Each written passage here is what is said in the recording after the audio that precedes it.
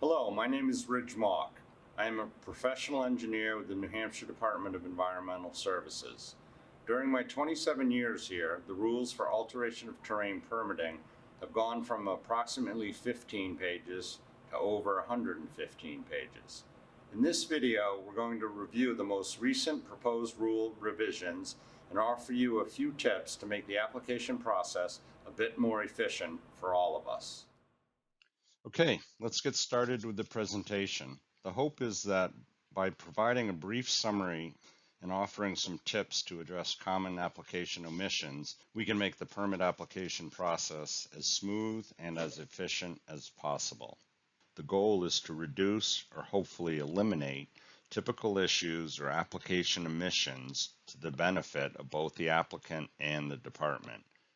So regarding documents and forms, we ask that you review your application and be sure that signatures of either property owner and or agent, if different from the applicant, be provided on the application form. We have found in the past that there are omissions of either the property owner and or the agent, or in some cases, no signatures have been provided. Secondly, we ask that you attach proof that you have provided a complete copy to the town and, as required, the local advisory committee for designated rivers. We have found that even if such proof is included, it is difficult to find, as the application form asks for both a loose and a bound copy of the application form. The proof of delivery should be attached to the loose copy provided to the department. ENVWQ 1503.056C outlines what constitutes proof of delivery. Another area that we could see some improvement is confirming that the correct fee is provided with the application. When in doubt, please call the department. Returning a check that is incorrect or waiting for a supplemental check causes inordinate delays. We also ask that you use the checklist provided as part of the application. Please avoid using a pre-filled form that you may have in your library. Many times we see these forms come in with certain boxes checked of items that were not included in the application. Another area is permit extension forms. If disturbance hasn't occurred on the project and you are applying for a 5-year extension, it is required that an inspection report be provided and contain photos representative of site conditions. Before you apply or submit your application, review the entire package internally. Evidence over the years suggests that an internal review often has not occurred. The expectation is that you are providing your best product to the department.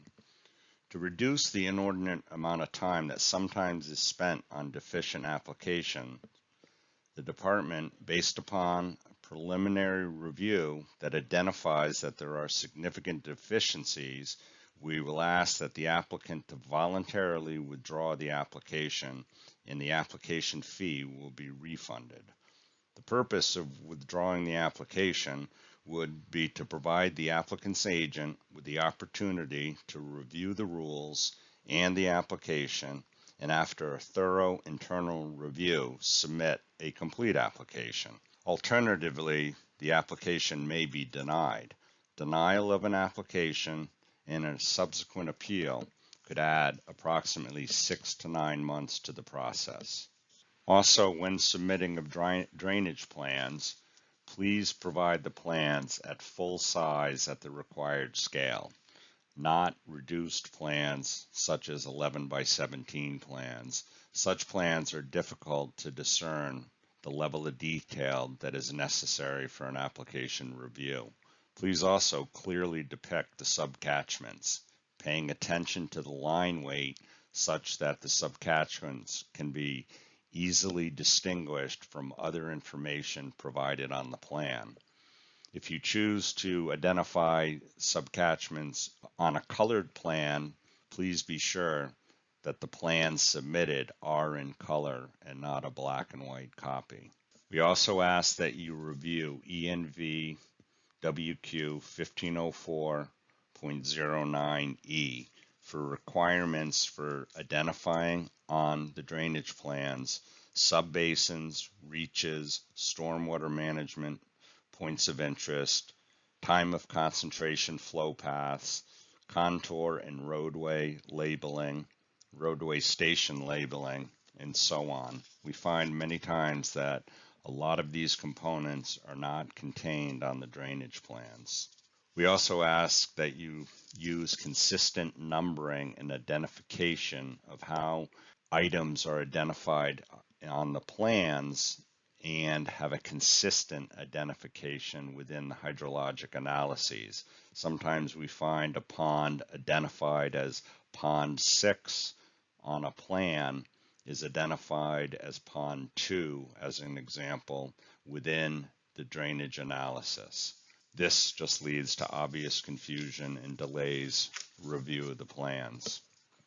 We also draw to your attention there is a requirement that wildlife protection notes as identified in ENVWQ 1504.18 are included on all proposed plans.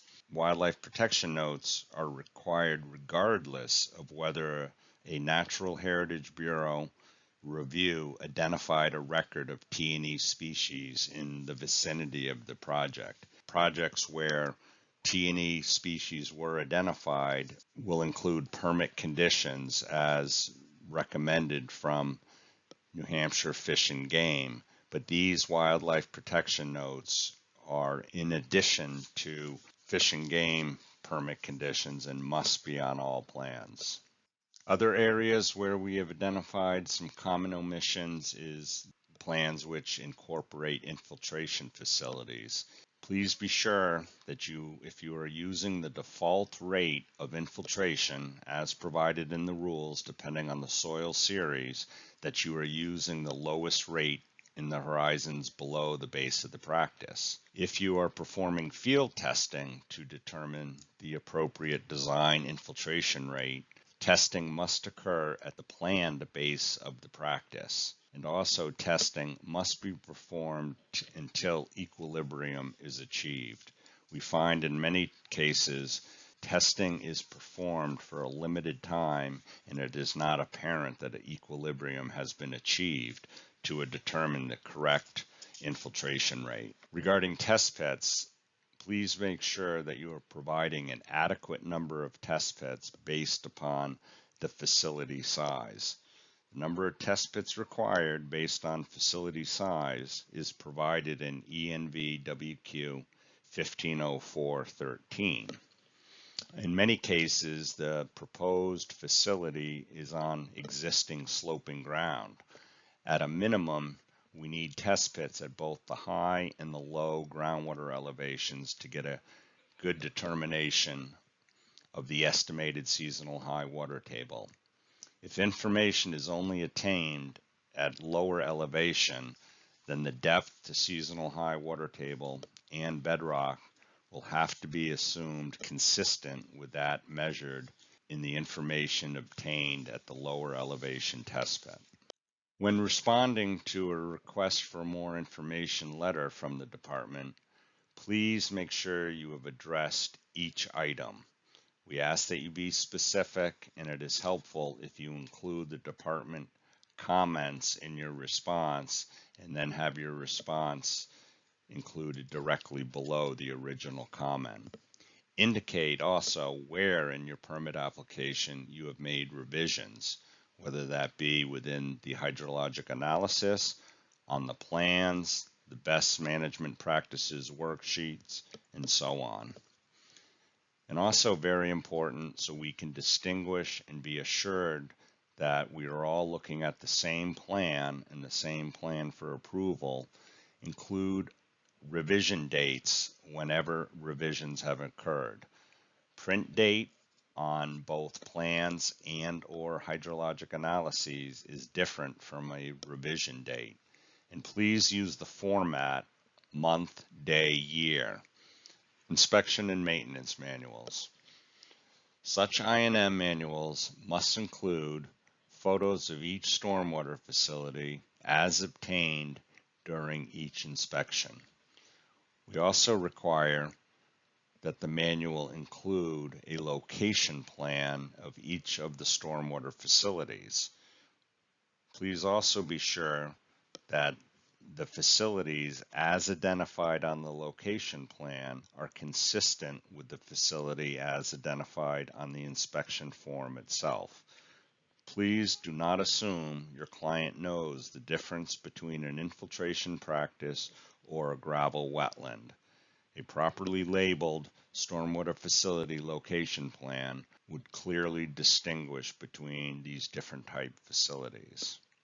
The I&M manual must also include contact information for the responsible party, their name, email, and phone number for contact. Please communicate with your client so they know what the manual is and where it is located.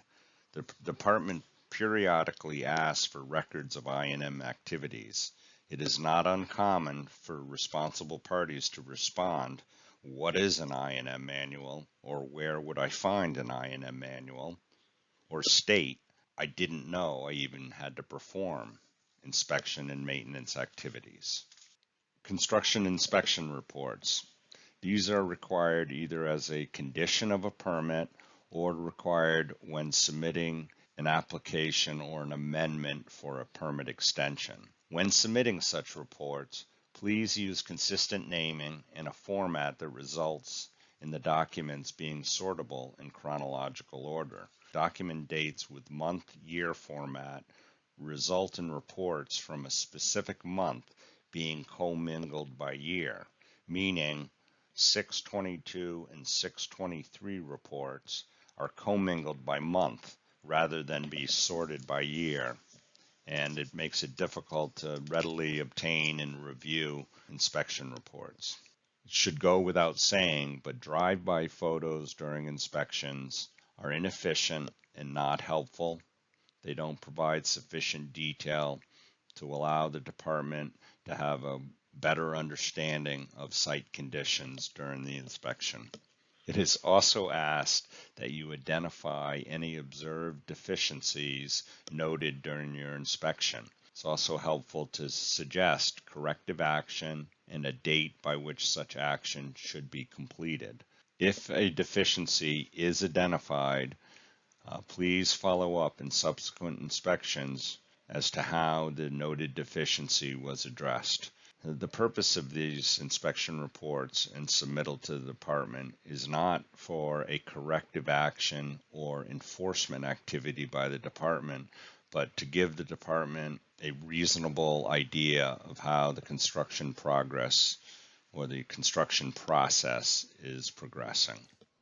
Thank you for watching. We hope these latest rules updates have been helpful and that these tips help make the permitting process smoother for everybody.